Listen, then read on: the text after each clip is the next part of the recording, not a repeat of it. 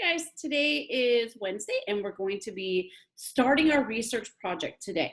So like I said yesterday, we're going to be doing the first one together. We're going to look at the example from the book, then we're going to be writing one together as we look at the example from the book, and then you guys are going to get to write your own research report.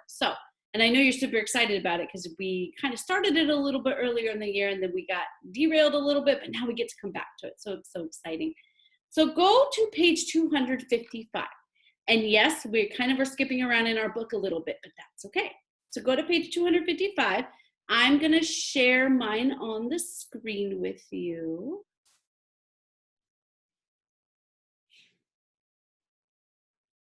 Taking a little while today. Almost there. Okay. So on page 255, we have a title of John Bunyan, and we've been talking about this John Bunyan person for a little while now.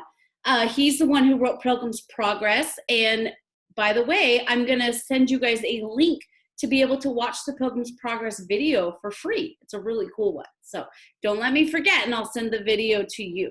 So let's look at page 255. It says, John Bunyan, from Bible Truths 2. Let's read about Mr. Bunyan. John grew up in a peasant family. Not pleasant, a peasant family.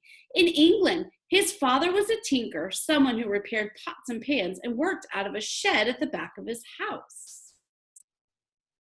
John became his father's apprentice and trained to have the same job. Many people in England in the 1630s were angry with the king who ruled over them. The king even decided what religion the people should follow. Because the king had too much power, the people of England rebelled in a civil war. John's grandfather also believed that people should have the freedom to worship as they wished, not as the king said. John agreed with his grandfather, although he was not a Christian. When John was 16, he joined the army in fighting against the king. One night, a friend took John's place as watchman. That night, his friend was killed. This bothered John. He felt his friend had died in his place. When John mentioned this to his commander, the officer reminded John that Jesus Christ took his place when he died on the cross for his sins. John began to understand what his grandfather had taught him as a child. After leaving the army, John worked as a tinker. One day, he heard a conversation among several women. They were talking about Jesus, the new birth, regeneration, putting off the old man and putting on the new. John asked them so many questions that they sent him to talk to their pastor. The pastor showed John verses from the Bible about salvation, but John did not believe that God could forgive him. He thought he'd done too many bad things to be forgiven. The pastor gave John a book to read. John read the book and studied the Bible. John finally realized that he could trust God to save him from his sin. Later, John became the pastor of the church in his village. John did not get a license to preach. He was not going to preach what the king said. Because the government did not agree with what John preached, he was arrested and put in prison. God watched over John in prison. A kind jailer tried to make John comfortable and become his friend. John wrote stories while in jail. During a visit to with his family, John told them a story about a pilgrim on his way to a heavenly city. John made the story into a book called The Pilgrim's Progress. The jailer allowed John to preach in prison on Sundays. After one of the services, the jailer was saved. John spent 12 years in prison. He made and sold shoelaces to other prisoners to give money to his family. The Lord allowed John Bunyan to continue to write books even after he was freed from prison. John continued to preach and write until his death. By the time of his death, John had written 60 books, one for each year that he had lived. Wow, that is an amazing story. And it's a good background to John Bunyan, right? John Bunyan is the man who wrote the cool story that we read called Pilgrim's Progress. So let's turn to page 200 and where are we? 215. You know what? That page in your book is on page 213. I hope you're there. Mine's page 255. Oops. Page 213. In my book, it's page 255. Okay, now we're going to go to page 215. You'll be on the right page now. We are going to start our research report. So let's see what's involved in a research report. A research report gives facts about a topic. It does not tell your opinion or how you feel about the topic. So facts, only the facts. Facts are true statements that can usually be checked out in a source of information such as an encyclopedia, a dictionary, a magazine, or a nonfiction book. A biography is a research report about a person, and that's what we're going to be doing. It gives facts about that person's life and his accomplishments. Spencer wrote a research report about Charles Wesley. Notice what is included in each paragraph of Spencer's report. Okay, so I am going to do this. I'm going to color code this so we can come back and we can see when we write ours if ours kind of matches up to what Spencer wrote about Charles Wesley. So Charles Wesley, preacher and poet, that's his title. Introduction. If you have ever sung the hymn, And Can It Be, you were singing the words of Charles Wesley. This great preacher and poet was amazed by the love of God, and he used his voice and his pen to tell others about that love. Well, let's look here. We have this introduction, and it's not very long. It's actually only 2 sentences, but they're 2 pretty informative sentences. So the introduction is not very long, but gives you a little bit of an overview of the person that we're going to be talking about. Next, we have childhood. Let's see. Charles Wesley was born in England on December 18th, 1707. He was the 18th of 19 children, wow, but only 8 of his brothers and sisters lived to be adults. His father was a minister and his mother taught him at home. So childhood was not very long for Mr. Wesley, but that's okay. These do not have to be very detailed paragraphs for this research report, which some of you guys, I bet you're jumping for joy over there. Okay, let's look at education. Although Charles's parents taught him many things about the Bible, he was not saved until he grew up. At Oxford University, he and a group of other students began the Holy Club. Members of the Holy Club tried to live very strict, disciplined lives. Okay, so that is his education. It's not detailed, like it didn't give a lot of things about when he was little, but it talked a lot about what led him probably to Christ in this case. Okay, so let's look at the next part. The next part is salvation. Oops, that looks too much like the other one. Let's see.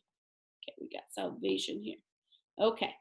After college, Charles and his brother John were both ordained as ministers and went to America to be missionaries. The work did not go well, and Charles became ill and returned to England. It was not until he was back at home that he realized he did not really know Christ and had not had his sins forgiven. Wow, he's a minister and didn't even know that. After listening to a friend read Psalm 32, Charles put his faith in Christ to save him. Awesome. That is cool. I like knowing about people's stories about how they became saved. It's really cool. Okay, let's move on to the next one. Ministry, marriage, and family.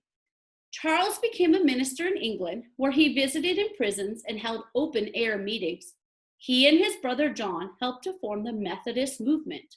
Charles married Sally Gwynn in 1749, and she traveled with him on many of his preaching trips. They had 10 children, but only 3 of them survived. Remember back then in the 1700s, the 18th century, they didn't have the best health care at that time. So children did not, if they got sick, something happened, and they just did not live that long, which is sad. Okay, accomplishments. One of the first things Charles did after he was saved was to write a hymn. He continued to write hymns for the rest of his life. He wrote about 6,500 hymns, and many of them were published in collections. Some of his most famous hymns are, And Can It Be?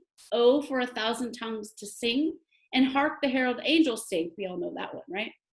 Charles Wesley wished he had 1,000 tongues to sing the praise of Jesus. Although he had only one tongue, he gave us thousands of hymns to use in our worship. So our accomplishments are going to be everything except that last sentence there. And then the conclusion does not have to be very long at all. In this case, it's very short. It is, although he had only one tongue, he gave us thousands of hymns to use in our worship. So as you can see, we can break our research report down into the introduction, childhood, education, salvation, ministry, marriage, and family, accomplishments, and conclusion. So if we break it down into steps, it's going to become a lot easier for us to write this. So I want you to turn the paper over to page 259. It says, can you think of a person you would like to learn more about? Your teacher will give you suggestions of people whose lives you can write about. Once you have chosen the person, you can begin gathering information on your report. Well, we, ladies and gentlemen, are going to be doing Isaac Newton. I like knowing more about this guy, so we're going to do Isaac Newton together. Steps for writing a good research report. Step 1, choose your topic. Oh, we got that. We can check it off. Step 2, decide the main ideas you will write about. Well, if we kind of stick to Spencer's ideas here, we can talk about his childhood, his education, salvation, ministry, marriage, and family, accomplishments. If we break it down into those 5 things, it'll become a lot easier for us to write. Okay, so we can check that off. Number 3, read and take notes about your main ideas from books, magazine articles, encyclopedias, the internet, and other sources. Now, this might be a little bit difficult for us, but what I've done is I have printed some articles that we're going to be using. And I will do my best to put these articles into Google Classroom, and hopefully you can print them as well. If you can't, I'll put them onto the screen and you can follow along with us as we write them, okay? Number 4, organize your information by writing an outline. We'll get there. 5, write the first draft of a report from the outline. 6, revise your report. 7, proofread your report, super important. 8, make a bibliography of all the sources you used in your report. And 9, publish your report. Now guys, because we are at home, and you may have encyclopedias at home, I do not, so I've chosen just articles. So this is gonna be a little bit different than if you were to do the research report in a classroom setting. But we're still gonna be doing it together. We're still gonna have different articles to choose from. So we're gonna be just fine doing this report. Now let's look at the bottom, because this is your assignment for today. Choose the person you will write about your research about. Okay, remember, we are doing Isaac Newton.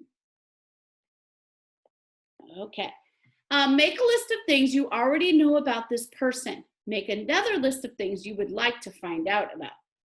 Okay, so we're gonna put Isaac Newton right here, what I already know and what I would like to know.